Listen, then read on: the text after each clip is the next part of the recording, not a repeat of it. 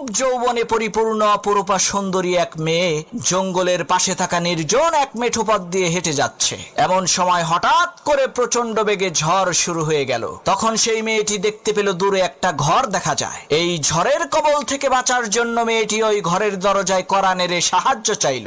একজন টকবগে যুবক ছেলে ঘরের ভেতর থেকে দরজা খুলে সেই সুন্দরী মেয়েটাকে আশ্রয় দিল। এদিকে দিন পেরিয়ে রাত হয়ে যাচ্ছে, কিন্তু ঝড় বৃষ্টি থামার কোনো নামগন্ধ নাই। এমন সময় মেয়েটি দেখতে পেল সেই যুবক ছেলেটি তার হাতের আঙ্গুল মোমবাতির আগুনে পুড়াচ্ছে। এই দৃশ্য দেখে মেয়েটি প্রচন্ড পরিমাণে আশ্চর্য হয়ে বলতে লাগলো, হায় হায় সর্বনাশ, এটা কি মানুষ নাকি অন্য কিছু?